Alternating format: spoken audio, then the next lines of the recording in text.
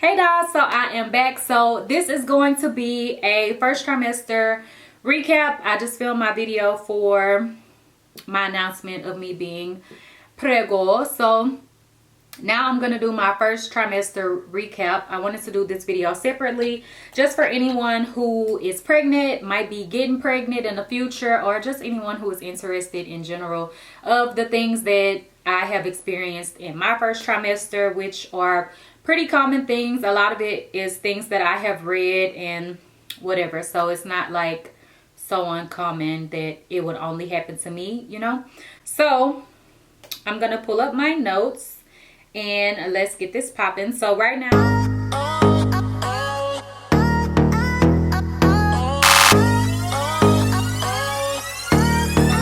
am 13 weeks going into my 14th week, which is my second trimester, which will be in just a few days. So I decided I would just go ahead and do this because I don't feel like anything is really going to change in the next couple of days. I just have like a lot of notes in my phone, that like little things that I wanted to go over with y'all and kind of share, like in my doctor's visits, what I did. So what you can kind of expect. Every office is a little different, so they may do things a bit differently. So yeah. Right now I am 13 weeks going into 14 weeks. So I just want y'all to know that. Okay, so my first doctor's visit did take a while for me to actually go in and be seen because I had to wait for my insurance to be fully ready for me to be able to go into the office, because if your insurance is not set up, they ain't seeing you without getting some shmoney. So you could pay out of pocket if you want to, but definitely you want to have your insurance good to go before you go and make a doctor's appointment, unless you want to pay out of pocket, like I said. So I had to wait to get my insurance situated. So I didn't actually go in to visit the doctor until I was at 11 weeks, which is still not bad because some people go as soon as you find out, which you have to remember that whenever you find out that you're pregnant is usually after you miss a period, which is going to be at least 4 to 5 weeks when you find out. So yeah, I think I found out at like 5 weeks because whenever I first missed my period, I didn't think anything of it. So it was like a week later. So at about 5 weeks, I found out, and then I started doing like my insurance stuff and applying for it and all of that so that I could get that situated. So I had to wait for all of that to be handled before I went into the doctor because I already knew I was getting insurance, so why would I go and pay out of pocket? And it wasn't really a rush to get into the doctor. It's not like anything that the doctor needed to do right at that moment. The only thing you need to do is start on your prenatals. Some doctors may prescribe something specific, but from what I know, most of the time you just take something over the counter. And I do take a gummy vitamin because it's just easier for me. I have tried out some different brands and stuff. I started with the Vitafusion ones. There are some that are like raspberry and lemon. The regular ones are, the taste is a little too much for me, so I stopped taking those. And then I got the Smarty Pants ones, but those you have to take 4 a day, which it's not bad. They taste just like a fruit snack, so those weren't that bad, but I didn't like the fact that I had to take 4. I finished out that bottle, and then now I take another different one of the Vitafusion ones, but this one has honey in it, so it is more soothing to my stomach, and it's not like a taste that is annoying to me. So I like that one a lot, but I'm almost done with it. So now I picked up the Vitafusion organic one because I couldn't find the one that I really like. So you know, just start taking something over the counter, or you know, you can call the doctor's office. And also that's another thing, you have to pick out a doctor. So go online, look at reviews, ask friends, family, anybody you may know who they went to, how was their experience, whatever like that, to figure out where you want to go. And also it depends on what kind of insurance you're getting, the doctor that you choose, if they accept that insurance. So you have to think about all of that and get all of that together.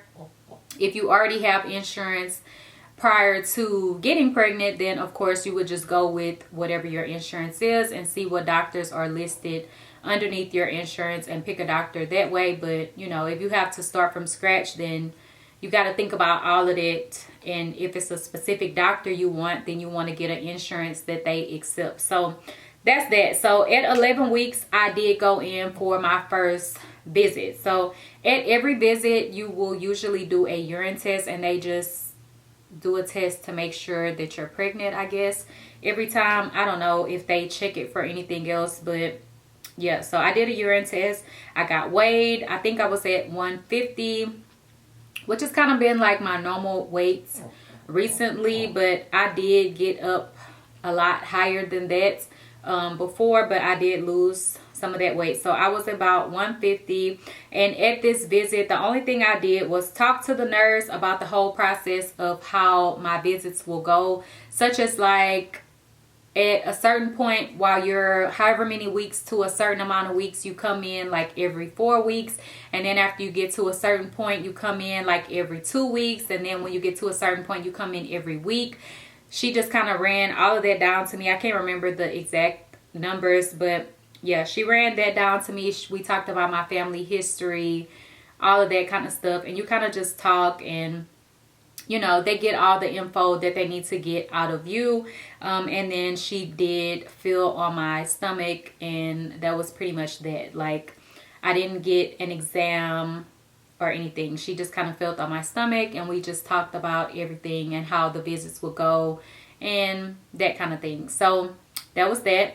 Really easy visit. And then I went back in for a second visit. And in this visit, I didn't do a urine test, and I'm guessing I didn't have to because I did get an ultrasound on this day. So they don't really need to check to see if you're pregnant through your urine, because you can see it on the monitor when you get the ultrasound. So this is when I went in for my ultrasound, and at this point I was 12 weeks. So they did an ultrasound. I loved it. In my phone, I have loved it with like a heart face, because I got to see the baby, and the baby was moving around. I could see the heart beating on the screen. The baby had its hand up, kind of like waving. And yeah, the baby was very active, and I just loved being able to do it. I really wish I could have recorded it, because I would pop the footage in for y'all, and it really sucks because he wasn't able to come into the visit with me because of all of this virus stuff that's going on. So he didn't get to see that. But since I am going to be going to get another ultrasound at a different place, he will be able to see the baby, and that's kind of another reason why I wanted to get it, but also to get the gender. So he'll get to see the baby on the screen or whatever. So yeah, so on the day that I got my ultrasound, I also did get my blood drawn for genetic testing, and also they will separate the baby's DNA from my DNA to determine the gender of the baby. But it does take a few weeks to get the results back, and the results will tell you if there are any chances of any type of genetic things, and also it will tell you the gender. I'm still waiting for that. It hasn't been the amount of time for me to find out. I will go back for another visit next week. Yeah, I will go back for another visit next week, and I will be 14 weeks at that point. And for this particular visit, I will be getting a Pap Smear, so like a full exam, which is kind of what you normally do at your checkups or gynecologist appointments that you go to like once a year or whatever. So no big deal on that. So those are my doctor's visits thus far, but one of them is next week, like I was saying. So yeah, I just kind of wanted to include that so y'all kind of know what to expect when you go to the doctor and all of that kind of stuff. And at these visits, I don't see the doctor at all. I'm seeing a nurse or different nurses, and you know, like the ultrasound tech, or I have a specific nurse that I see every time or whatever. I don't see the actual doctor. So yeah. Okay, so let's go through some of these notes and things that I have been experiencing. Also, I did want to let y'all know some apps that I have on my phone that I do like to look at and read different information, and it just gives you so much information about pregnancy, what to expect, and all of that kind of stuff. So one of the apps that I have is called The Bump, and then I have one called Ovia Pregnancy. I have another one called Pregnancy Plus. And then I have another one called What to Expect. And lastly, I have another one called Baby Center. So I will put that stuff down below for y'all, or list the names so y'all can know what I have on my phone.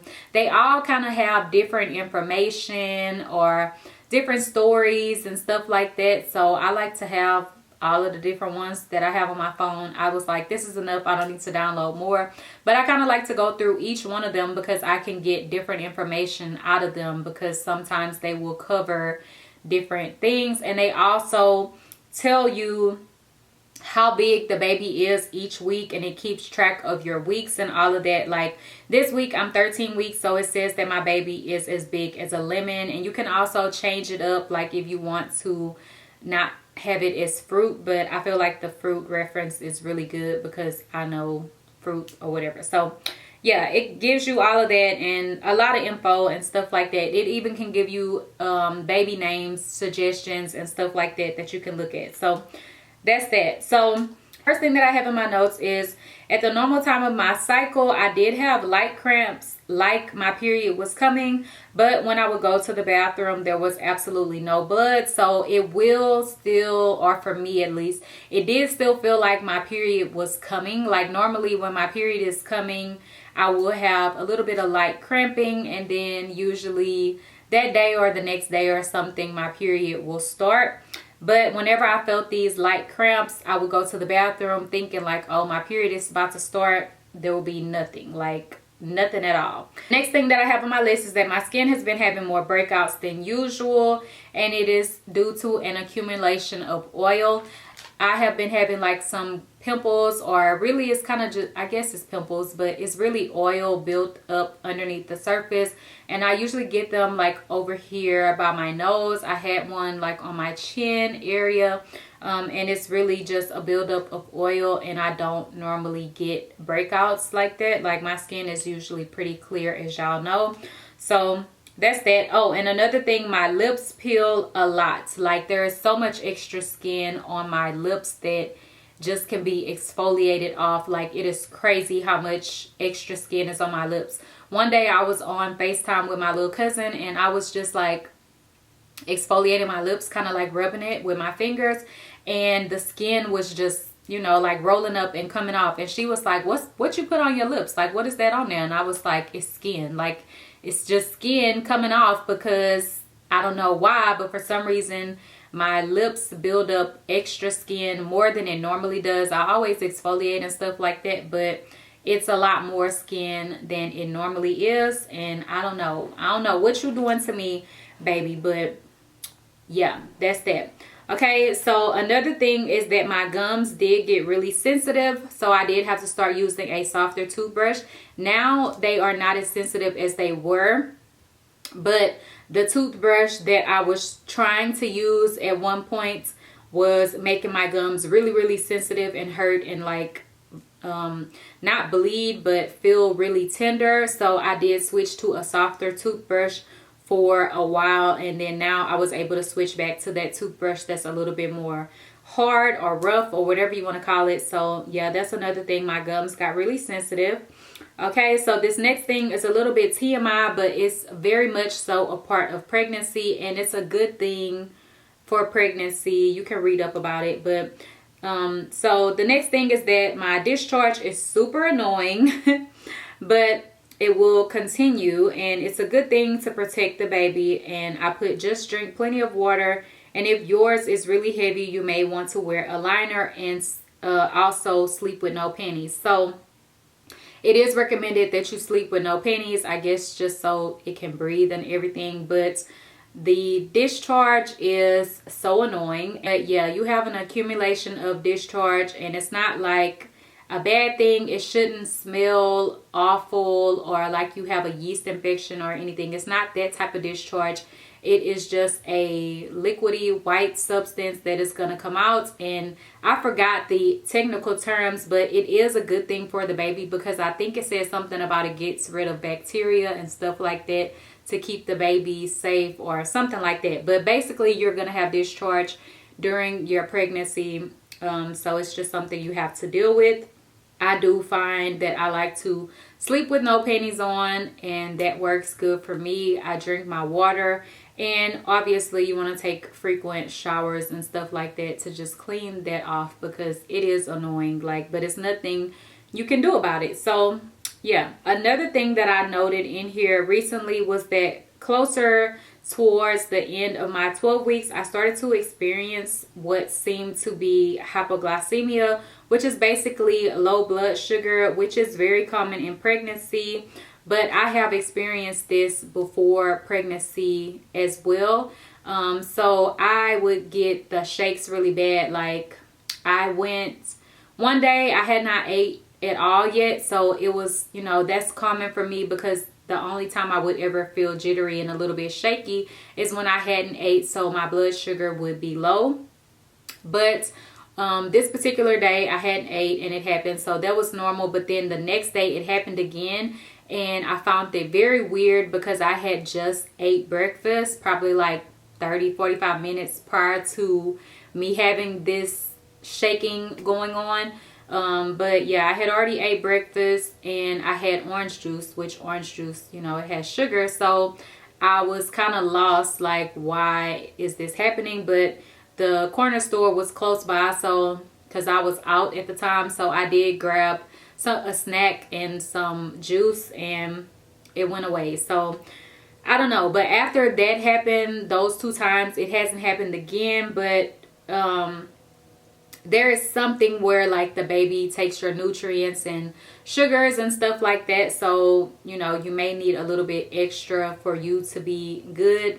So yeah, I don't know, I guess the baby was just sucking up all my sugar those 2 days. But that's that. Okay, so another thing that I noted is that I love a cold drink, or anything that is like an icy or a snow cone, and even cold water, because I used to drink my water room temperature. Like, I never used to drink my water cold. Like, I did not like cold water like that unless I was super hot coming from outside or something. Maybe I would drink some cold water, but for the most part I always used to drink my water room temperature. But now I love some cold water, and I also love lemon in my water. I never used to like that. And I love ices and slushies and stuff like that.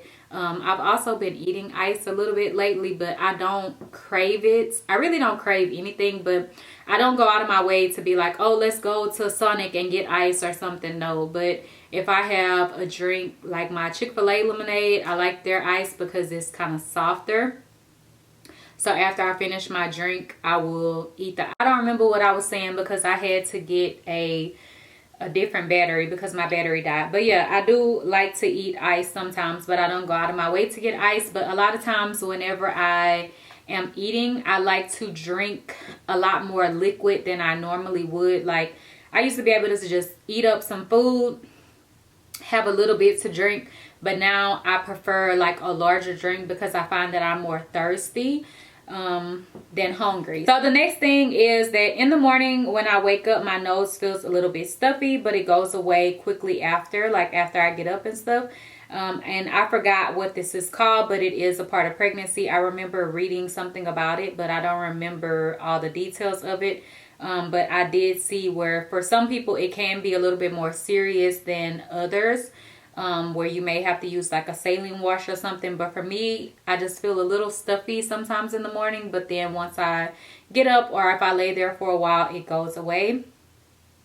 And then the next thing is that I am super emotional and I cry very easily for movies or for anything. Like, I was watching the Clark sisters, not originally when it first came on. I had recorded it and I watched it way later. But when the mom passed away, I was crying. Like, and I was just sitting there like, oh my goodness, am I sitting here crying because of a movie? Like, I'm never usually that type of emotional person. I know a lot of people cry for movies normally, not pregnant, but that's never really been a thing for me. So I was quite surprised that I was sitting there crying. But yeah, so the next thing is that I have had really bad food aversions. Things that I normally loved, I hated, and I hated the smell of them or even the taste of it. And I couldn't eat as much as I normally would.